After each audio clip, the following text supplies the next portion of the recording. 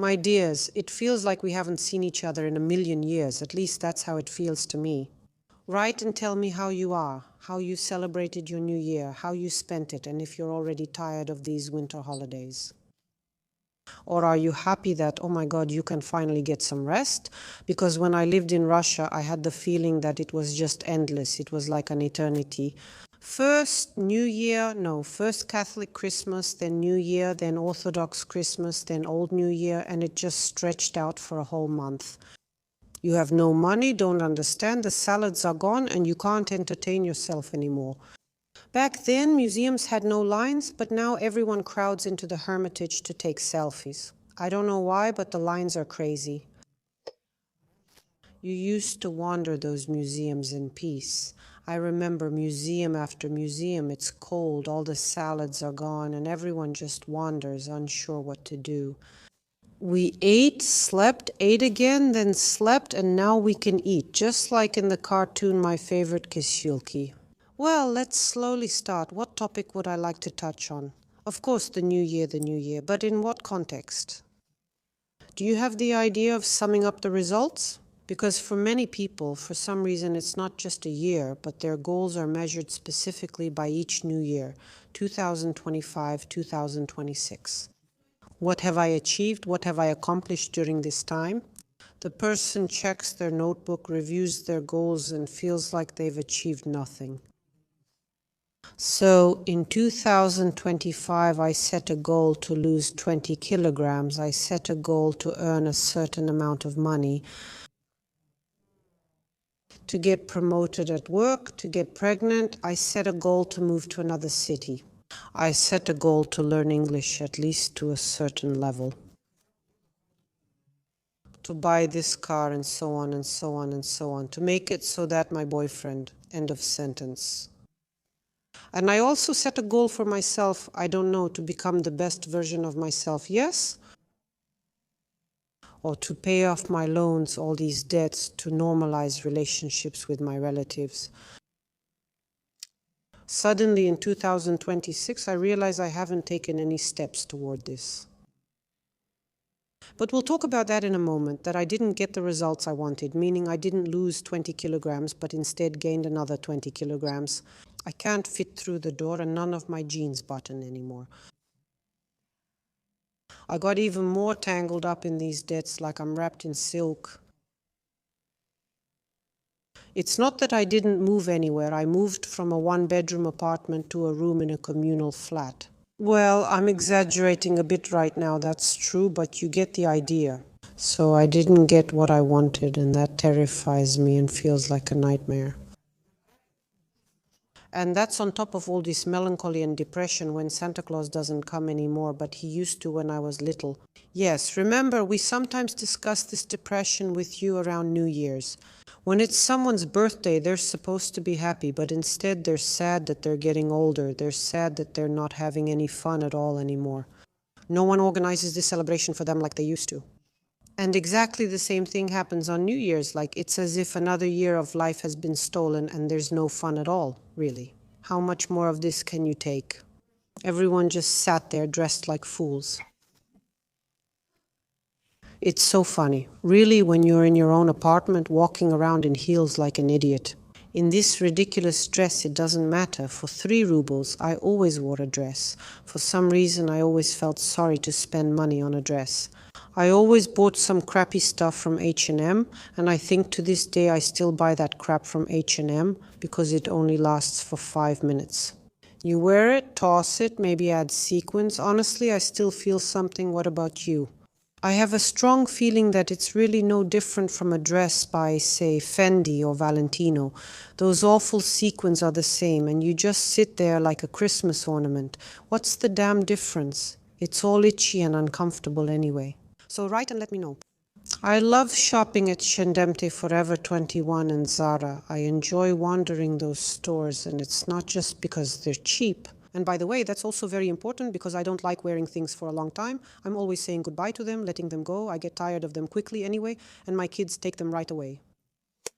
From the perspective of what else is there?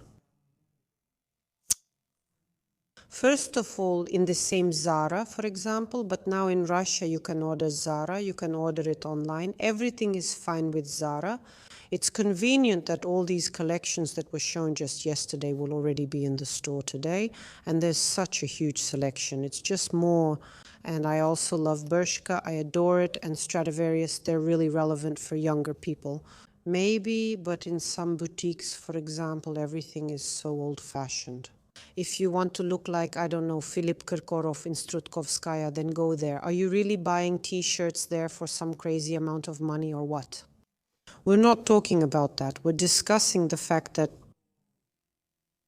this whole summing up thing can actually upset us, make us sad, and lead us into even more self-criticism, self-blame, and self-aggression, to prolong and degrade ourselves.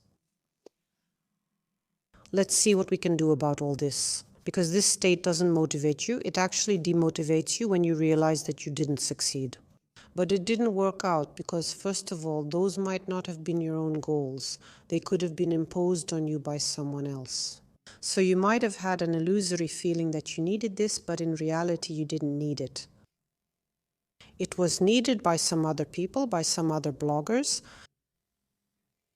It was needed by your mom, and she told you that you absolutely have to do this, this, and that.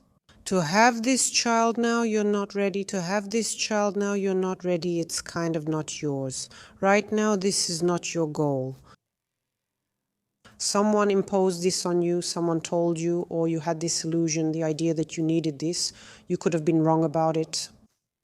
The second point is there was no motivation. I'll do it, but I don't have enough motivation for it. I'm fine as it is. Well, I gained these extra 3 kilos. I'm talking about myself, so what? Am I supposed to dance striptease now?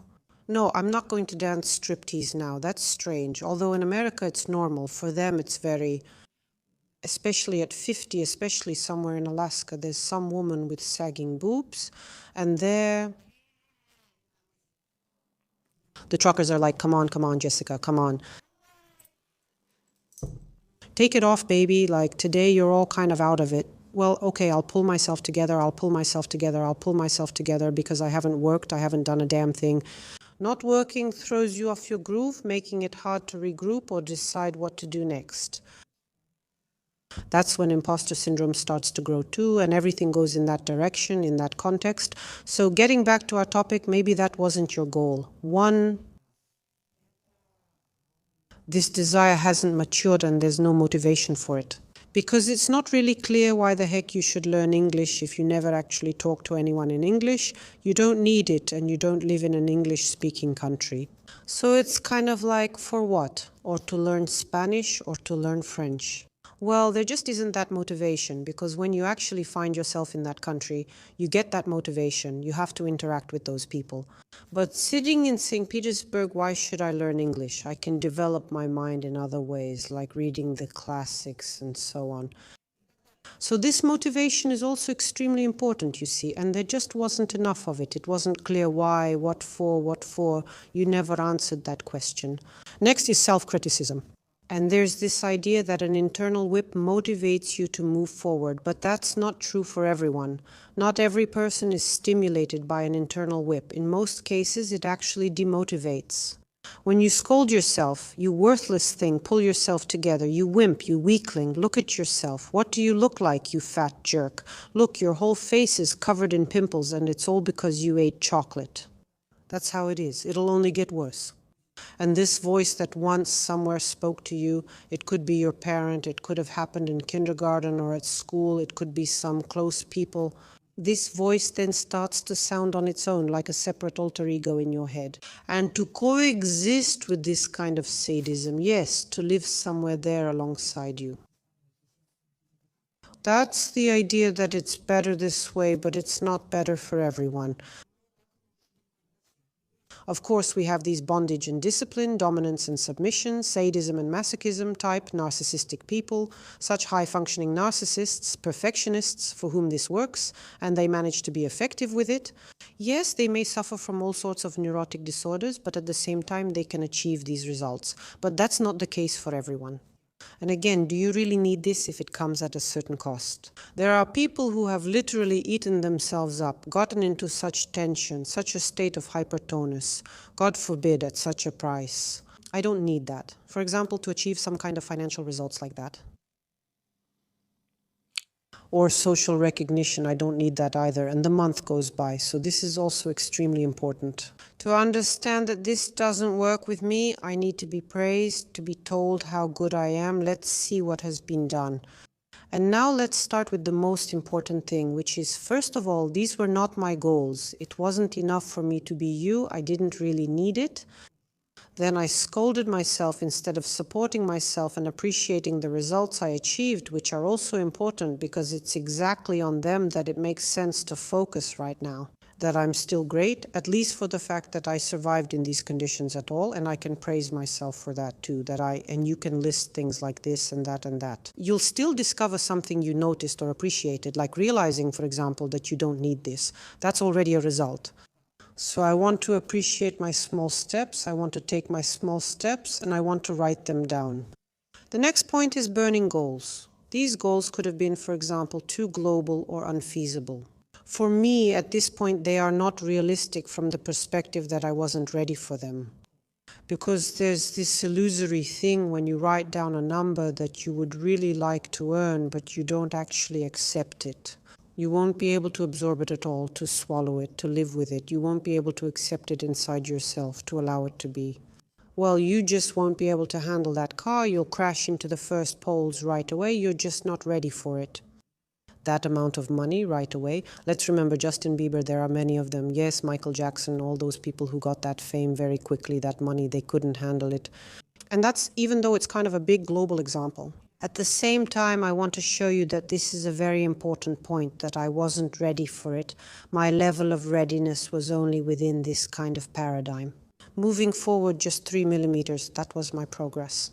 And it's very important to tell yourself that I do everything on time. Everything comes to me at the right time. This is my reality. This is my life. I have time for everything. I will have time for everything. I'm not rushing anywhere. I live and enjoy this life. It's important to repeat as an inner mantra, everything is always with me. I have time for everything. It's all mine and I'm not rushing. And to focus not on some endless prospects, but on the here and now, right here and now. I love myself, I love my life, I am doing my own thing. This is the kind of step, yes, even if it's a small one, I take it, I am in it, and I stay in the here and now, and so to speak, I live through it with all its existential meaning, this step of mine. And again, I lay out, I translate my desire into a goal. I don't turn it into a huge Everest, but I pave a path for it. And with calm, unhurried, or sometimes hurried steps, I go toward it, moving at my own pace. Yes, I perfectly understand the direction, yes, that I have set and written out for myself. Yes, I understand my goals, even if they're approximate, and I don't disregard my present. I understand that the meaning of life is not over there, it's here, it's not back then, it's here, it's now. And it's very important to shift your focus, all your inner feelers, as much as possible into this, here and now. I urge you in this 2026 year to return to yourself, to Zen, to breathing, to meditation, to reflection, and to truly experiencing every moment. This is the most valuable, the most important thing. Otherwise, you don't even notice how you don't notice how you've traveled all over the world and haven't enjoyed it. It's possible, really. I'm telling you seriously, since I live in these travels, I'm telling you with complete honesty that this can happen. You can be in the most beautiful places in the world, but for some reason your mind is once again focused on some prospects, goals, making plans, and doesn't have time to enjoy where you are. You think, come on, you're here in Namibia, enjoy this magical sunset, my God, be in the here and now. But no, suddenly your mind is like, okay, I'll write this down, I'll note that, I'll do this and this and that. By the way, speaking of photography, I remember one moment we discussed with the group. By the way, I invite all of you to join my private group, my private Telegram channel. The cost is literally around 1,000 rubles, just like a cup of coffee. It's a monthly subscription where we explore all these topics in more depth. And actually, with the group, we discussed the movie The Secret Life of Walter Mitty or something like that. I already forgot. Anyway, the main character is Ben Stiller. He plays this funny guy. And Ben Stiller was searching for a very famous, talented, brilliant, just incredible photographer. They tell him, yes, he actually went to the Himalayas. Good luck finding him. He's looking for some kind of snow leopard there. He's been waiting for this snow leopard for half a year already. And Ben Stiller goes there with some kind of oxygen mask and somehow manages to find him. And that guy has been sitting there waiting for this snow leopard for a whole year. And suddenly this snow leopard appears and he's sitting there with this huge camera and asks him, do you want to see it? Look, here he is sneaking. See, there's this beautiful snow leopard. And this one, Ben Stiller says to him, well, Mitty, in short, his name is Mitty. He says to him, go ahead, take the picture. You've been waiting a year for this shot, a year waiting to photograph him. He says, wait, I want to enjoy this myself. And that's it. I want to enjoy it myself. This resonates so much with the essence of what I'm telling you right now. Because notice, even people come to their own concerts. These days, my youngest daughter and I often go to concerts. And you would think, my God, just enjoy it. You came to your Lady Gaga concert. And there, the whole lesbian, gay, bisexual, transgender community is dancing to Lady Gaga, filming it on their phones. What for? Who are you going to show it to, your mom or your grandma? But he's already thinking ahead that when he gets home, he'll show his friends on Instagram and Facebook that he was at the Lady Gaga concert. Look, and the whole concert, I swear, I even showed you those two idiots who spent the entire concert jumping around with their phones. Yes, put it away, it's your phone, your favorite star, your favorite singer came. Look at her, watch her dance, enjoy the concert. What phone? But no, everyone is jumping around with their phones. I mean, what are they thinking about at that moment about the prospect that they'll post it later? He doesn't have time to enjoy the present. So this photographer, put it so perfectly that I want to savor this shot myself. I want to capture it forever myself, this snow leopard that I waited for so long. So it was more important for him to experience it himself in that moment, rather than take the shot and publish it somewhere in some magazine where he worked, you know? And that's why the more you manage to live in this enjoyment, the easier it will be to move forward. Really. Well, especially in your case, yes, because right now most of the people listening to me are those for whom this topic is relevant, the topic of self-criticism. Yes, like what's wrong with me? I'm lazy, a loser, haven't achieved or accomplished anything, how did this happen, and so on. And that's exactly what I'm talking about right now, about this particular case. The more you beat yourself up, the more you'll procrastinate, the more this so-called laziness will appear, which is actually hiding anxiety and fear. So, in order to move forward, you need to allow yourself, listen, this is the key phrase right now, to allow yourself to move at your own pace. Not because someone told you to, not because someone imposed it on you. And also, take a little step back, distance yourself from some competitors that you've made up in your own mind for moving forward. Yes, for some people they stimulate and motivate, and that's great. And maybe at some stage you need them too, but at some point, on the contrary, they can push you into some kind of garbage pit, into depression and sadness. So distance yourself from this stalking and comparing yourself to others, and enjoy yourself, develop your own concept of who you are. Listen, what do I love? What do I want? What do I need? How will I be? And everything in that vein, in that context. Here are my favorites. Here I am eating this pasta and telling myself, and I'll have cheeks like this from the pasta, and that's fine, and I'll just walk around with chubby cheeks. This isn't really about body positivity or self-acceptance, it's more about finding balance. Well, okay, now my cheeks will be smaller, so what? So what, really? Are you going to love me less just because my cheeks are smaller? So what? So no craziness, no fanaticism. Calmly, take it easy, baby, take it easy. My roses behind me have already wilted, faded, withered, and gone out. I wore them to match the color of my blouse, or rather, I wore the blouse to match the color of these little roses. Actually, it just happened by chance, that's how it turned out. But today we're leaving here for another city. Honestly, I just want to say a couple of words about Europe. First of all, Europe can be very different, really. In this case, I'm talking about Paris, for example. Paris made me happy. There's so much money there. All the Indians bought everything up, and the Arabs bought everything up too. They provide very good service. They pay taxes on these apartments, and that's good. Paris is being cleaned up, so I was happy because I expected to see everyone in hijabs, people roasting rats, and donkeys being abused everywhere when I arrived. What a nightmare. I hid all my gold in the safe there, thinking they'll probably break into the safe. What should I do? How do I survive? But everything turned out fine. Italy was a bit disappointing. First of all, Rome has turned into a complete dump. Anyone who's been to Rome will agree. It's like a giant train station. Filthy, dirty, just a mess. And I just think, my God, but they have enough money for Ukraine, you know? They don't have enough for street cleaners, but they have enough for Ukraine. And basically, it's unclear whether it's some kind of theft or what, because taxes in Europe are like 50% they pay them. Filth, mess, and many homeless people made Rome disappointing. Locally, there are some colosseums and sights to see.